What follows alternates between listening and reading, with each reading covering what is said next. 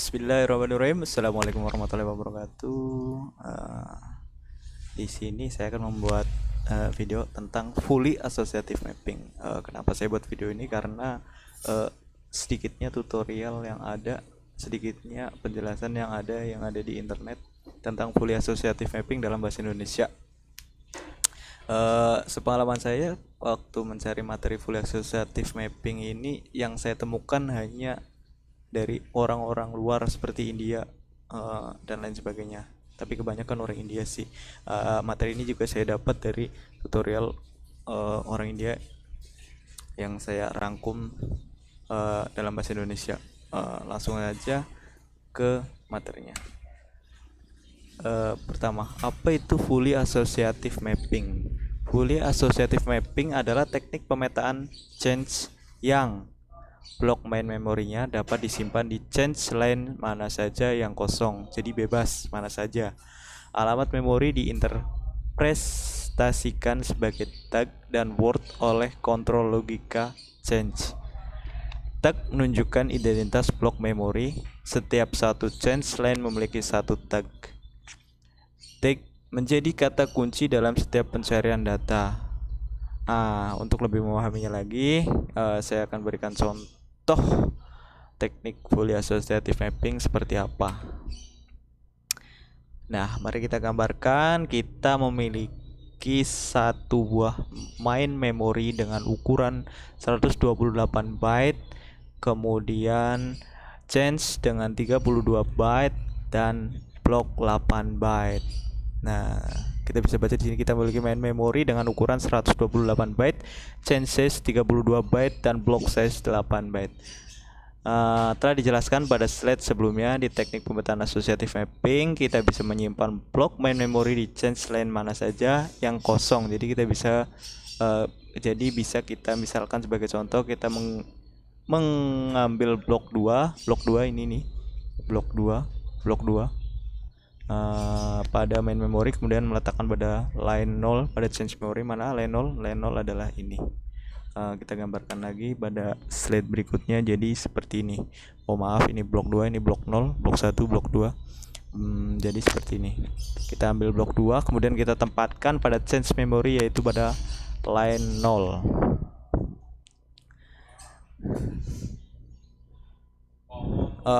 Untuk lebih memahaminya lagi, kita akan berikan contoh yang lebih kompleks, yaitu pertama-tama kita isikan dulu blok 1 ke line 2 pada change memory. Karena bebas, jadi kita bebas taruh di mana saja. Untuk penempatannya seperti ini. Jadi blok indeks 1 kita taruh di line 2, kemudian blok indeks 2 kita taruh di line 0, kemudian blok indeks 4 kita taruh di line 1, kemudian blok indeks 15 kita taruh di line 3. Kemudian secara otomatis blok indeks akan menjadi tag bit.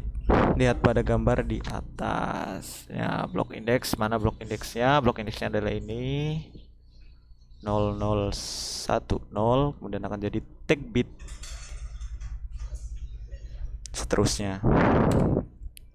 Kemudian mari kita gambarkan yang lebih kompleks. Kita memiliki CPU, kemudian ada physical address, kemudian maka ada 2 pangkat 3. Karena pangkat 3 maka blok offset physical address adalah berikut. Jadi 8 byte. 8 byte itu sama dengan 2 pangkat 3. Jadi gimana ngitungnya? 2 kali 2 sama dengan 4. Terus 4 kali 2 sama dengan 8. Jadi 8 byte 2 pangkat 3. Karena pangkatnya 3 maka blok offsetnya pada physical address adalah sebagai berikut, yaitu 3 angka dari belakang 001. Dan sisanya adalah tag bit. Tag bit mana tag bit? Tag bit adalah sisanya ini 1000.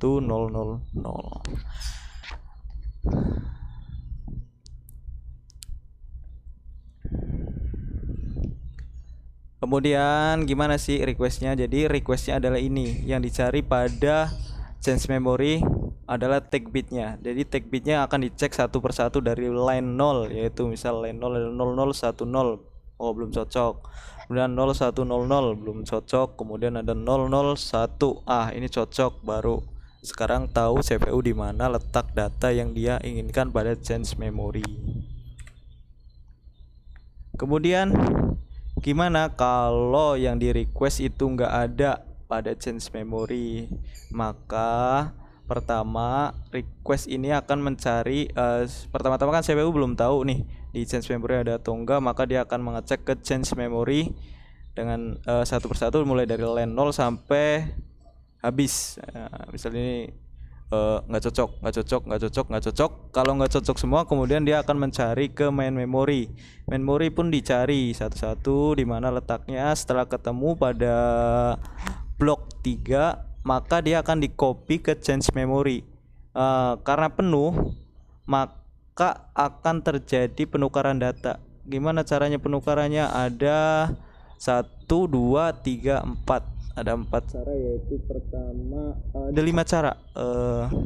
Yang pertama first in first out. Jadi yang pertama masuk dia akan keluar, akan dihapus, digantikan dengan data yang baru dari memory ke change memory. Kemudian last in first out. Jadi terakhir masuk langsung keluar, atau first in last out, sama aja sih. Last in first out, first in last out. Oh iya bener, sama. Kemudian paling terakhir digunakan, berarti yang terakhir digunakan akan digantikan dengan data yang baru atau random secara acak di mana saja. Nah, itu kemudian cara algoritma pergantian pada change memory. Kemudian gimana rumusnya change memory? Main memory size sama dengan 2 pangkat physical address. Kemudian ada change size 2 sama dengan pangkat apa nih? Sebentar, agak lupa. Block offset. Langsung saja ke next. Ini contoh soal. Di sini dijelaskan kita memiliki 8 kilobyte associative mapping change. Jadi kita punya 8 kilobyte associative change. Kemudian kita memiliki block of size-nya adalah 32 byte. Kemudian kita memiliki main memory sebesar 1 GB. Kemudian gimana soalnya? Carilah number of take bit dan number of comparison request for search. Jadi berapa kali si physical address ini take bitnya dikomparasikan, dicari pada change memory. Berapa kali kita akan cari? Pertama-tama kita hitung dulu change size-nya adalah 8 kilobyte, sama dengan 8 itu 2 pangkat 3. Kalau kilobyte itu sama 2 pangkat 10, jadinya ditambahkan 3 ditambah 10 menjadi 2 pangkat 13. Misal 16 itu sama dengan 2 pangkat 4, maka di sini 2 pangkat 4, kilobyte-nya ada 2 pangkat 10, maka 2 pangkat 14. Seandainya ini adalah 16 kilobyte. Kemudian block of size-nya adalah 32 byte sama dengan 2 pangkat 5. Mari kita hitung 2 kali 2 4. 4 kali 2 sama dengan 8. 8 kali 2 16. 16 kali 2 32. Benar. 5 pangkat 2 sama dengan 32 byte. Kemudian block offset-nya adalah 5 bits jadinya. Dan memory size-nya adalah 1 GB. 1 GB sama dengan 2 pangkat 30 byte. Dan physical address-nya sama dengan 30 bit. Nah, kemudian panjangnya adalah 30 bit physical address. Kemudian gimana baginya? Baginya tadi adalah block of size-nya adalah sama dengan di slide sebelumnya, block of size-nya adalah 2 pangkat BO. Block of size. Jadi BO-nya sama dengan 5 byte. Ya, kita hitung 5 dari sini, 5 1 2 3 4 5 gitulah. Dan tag bitnya berapa? Tag bitnya adalah panjang physical address dikurangi block of size. Block of size-nya 5, panjangnya 30, maka tag bitnya ada 25 byte.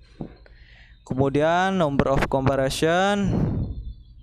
Jadi kita udah tahu ya jawaban untuk tag bitnya ada 25 byte. Kemudian number of comparators. Jadi berapa kali komparasi terjadi sama dengan number of change line. Jadi ada berapa banyak change line-nya. Mari kita hitung.